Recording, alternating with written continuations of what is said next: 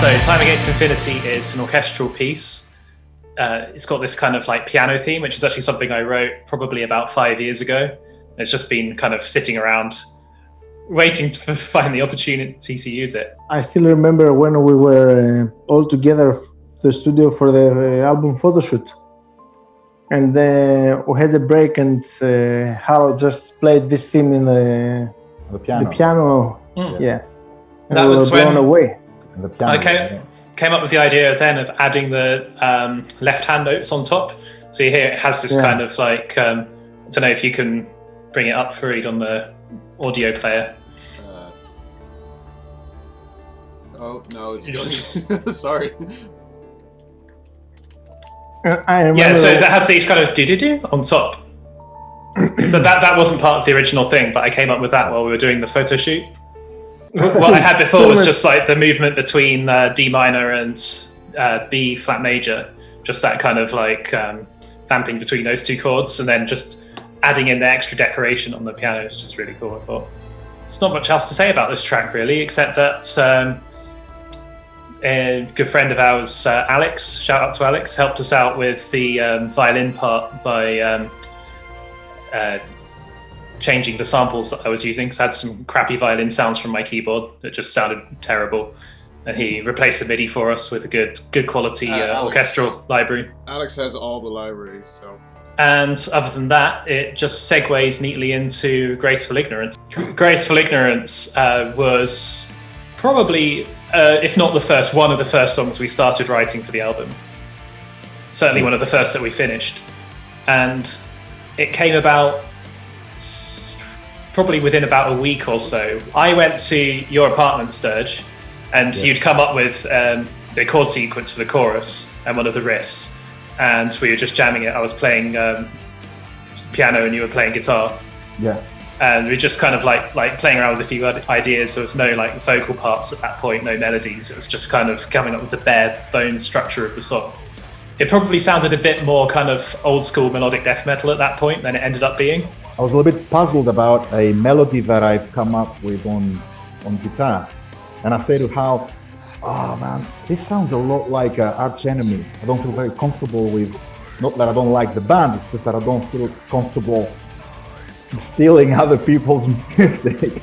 And then Hal had this brilliant idea. He said, oh, don't worry, what we can do is, we can take this lead part from the guitar and place it on the keyboard and change it a little bit, and it's gonna be fine. So probably we all know this, but people watching this will not be aware that Sturge is absolutely mad about soil work. You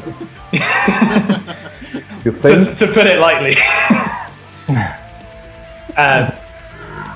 And people have already pointed out to me the soil work kind of sound to where the song ended up, which kind of makes sense because while we were writing this song, within the same week, Sturge and I went to see Soilwork in Camden Town, and I think this is probably a good point to segue into a little bit of your side of the songwriting story, Sturge.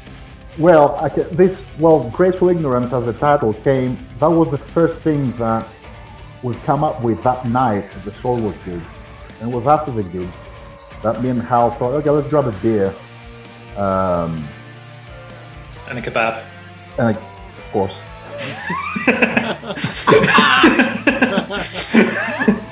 So after the gig, me and Hal go to this pub. We stood outside drinking our beer alongside another 25, 30 drunk and loud metalheads. And so all of a sudden there's this wonderful lady that walks by and, she just crosses that street, completely ignoring all the noise and the sound and that was coming from the pub and all the heaviness, and she very gracefully crossed the street without giving a damn about what was going on behind her.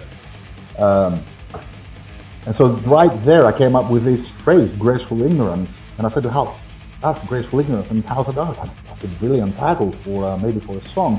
Lyrically then it developed to being something completely different, okay? So I know it sounds a little bit cheesy the way it started, but the song itself doesn't. You know, it has a slightly more deep meaning, so it touches on a very sensitive subject. It's just like what you said about the music as well. Like you're saying that the original melody was like Arch Enemy influence, but ended up being something completely different. Yeah. Like the spark of inspiration doesn't have to be what it ends up being. And I think then Simon put his hands on it and on the song. And Yeah, you wrote that insane middle section, that kind of like crazy thrash riffs and stuff. Yeah, it was a period where I was really enjoying listening to bands like Testament, you know, with thrashy, full 16 notes, guitar riffs. And the other thing is that when we ended the middle section, we were looking for a guitar solo that was supposed to be there on top of it. And then Hal came with the orchestral part. And then I was starting to thinking, I don't want a solo here. This whole thing is so good, guys. Not solo here. Just play it heavy, play it smart, use the orchestra, and then of course you guys came with this. I think this is Farid's the solo harmony. Farid had a different opinion about. I was just noodling on top of that, and I came with that. Came up with that. What do you call that? It's Hal probably knows, and I'm not so good at music theory. You repeat a pattern, but it repeats, and you kind of miss the beginning of the bar, so it kind of like shifts over time. Yeah, it's polymetric. Yeah, polymetric. That's the word. Yeah, so the pattern repeats, from what I remember. It's a pattern repeats in threes, but the part of the song is in 4/4, so it takes like a certain number of cycles to match up again. Yes. So then I heard that, and I was like, "Oh, that's really cool." But you'd put it on top of my orchestral stuff. I couldn't let that slide. So I thought I'm going to harmonize the solo with the keyboard on top. Yeah. Okay, Wonder if you can like get the middle section playing.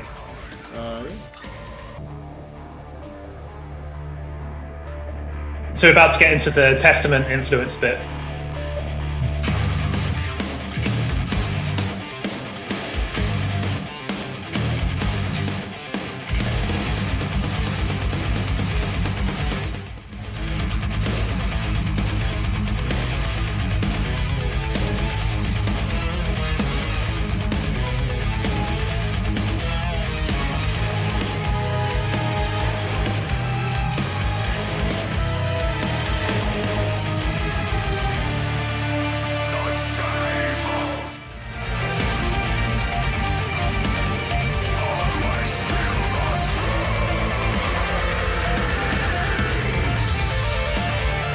And here's a guitar player. I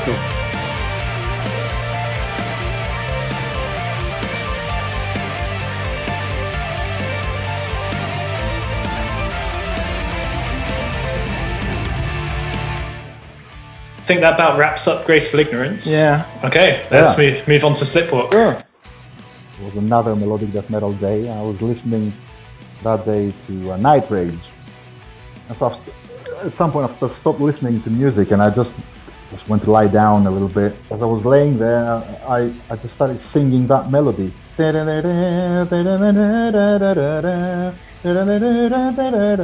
then I could start picturing it as part of a heavy riff, you know, and I started thinking, what if the guitar goes like behind it, like in a pure in flames sort of fashion. And so I just immediately ran into the other room where I am now actually, and I grabbed my guitar and I just tried to just actually find that melody that I was singing, okay, and then see if it fits nicely with a riff that I had in my head. And then I immediately sent that to Simon. I said, "Oh, I've come up with this. Do you think we can do something with it?" And that's where my contribution stops.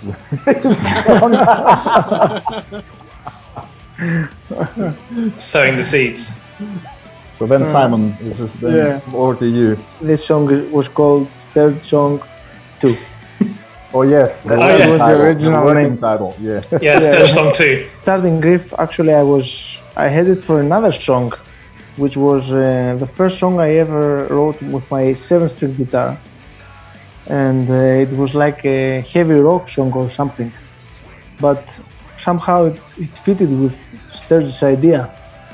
And once we had the starting riff and the chorus riff, of course, with the melody, then I started building on the verses and the bridges and everything. It came out really quick. It took me just one day to figure it out. Well, I remember when you sent the song over, and at that point, like you say, it was quite a heavy melodic death metal kind of song. It had this really kind of groovy verse riff that I latched onto straight away. But it kind of, the chorus was lacking something to me for quite a long time. Yeah. I couldn't quite put my finger on what it was until Farid came up with this awesome lead guitar part that goes over the top of it. And that just kind of like brought the whole song together for me. Yeah. And then we added a chord progression on the keys, which wasn't the first place.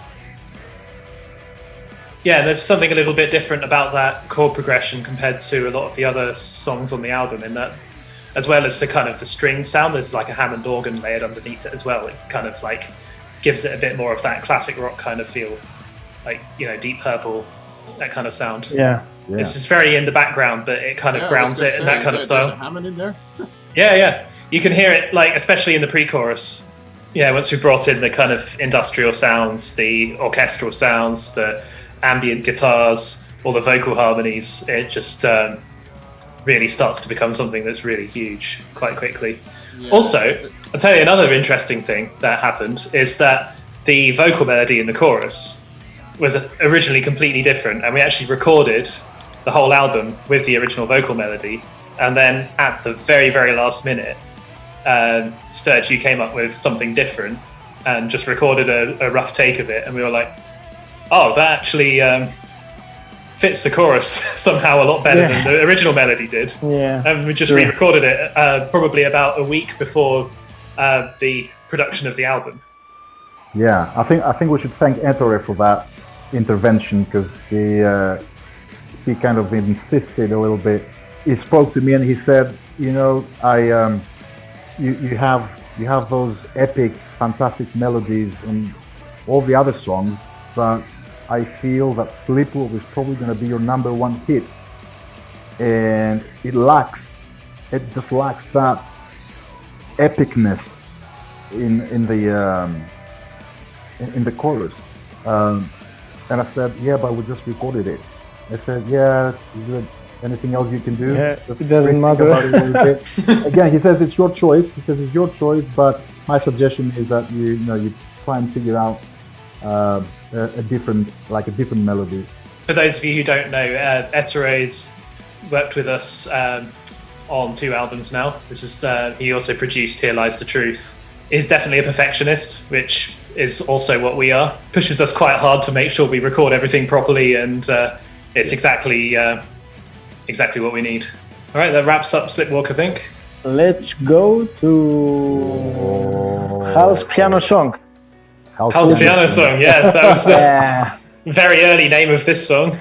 Yeah, I was really inspired by Hal's demo, where he just had this the intro actually of Shades of Tomorrow. The piano intro. Yeah, the piano intro. Yes, we were aiming for a not so complex song.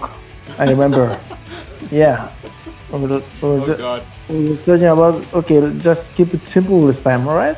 Then we found after the piano, we found the intro melody, and Hal had another melody as well, but I tried to play it on the guitar, it just couldn't work, and I just transposed it to a riff, actually.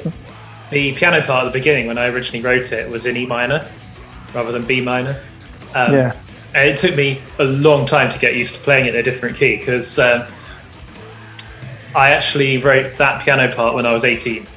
It was originally in E minor, and I've been playing it that way for many years. And then, I changed it to B minor, which made the whole song a lot heavier, and especially that heavy riff that comes in after the intro. The verse was actually another thing that we just took the main chords that you could play on an acoustic guitar and just transformed it into a heavy riff. And then I have And to then go, comes, yeah, I wanted to talk about this. and then I had to make it difficult again. Yeah, because we just had a power chord from E to D and C and D again, right? Yeah, like Scorpion stuff, you know. Then it came with this crazy riff. Oh fuck, man, what can we do about this? But then It's really awesome. You took that and you added to the end of that, and you made it even more difficult. Yeah, it's just.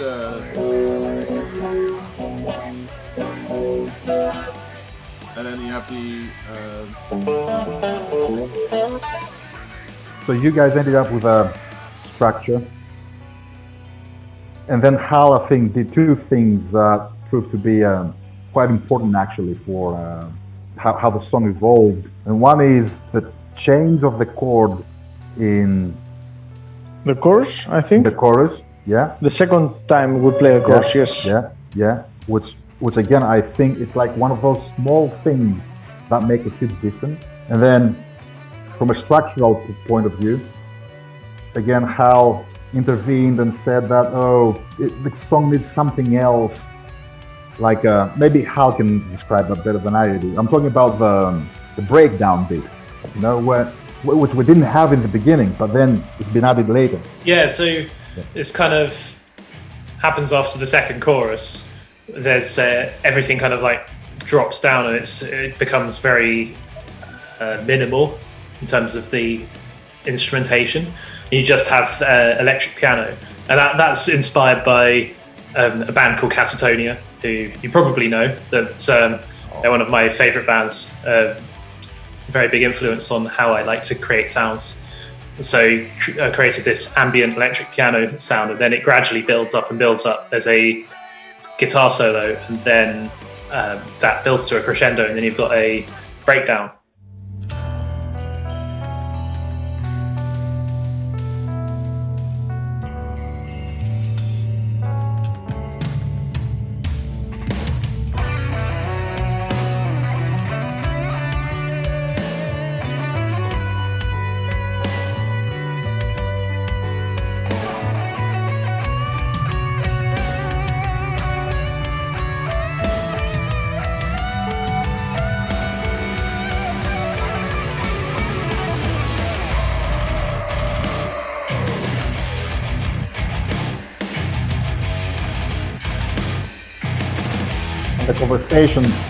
Several conversations we had here about the drums.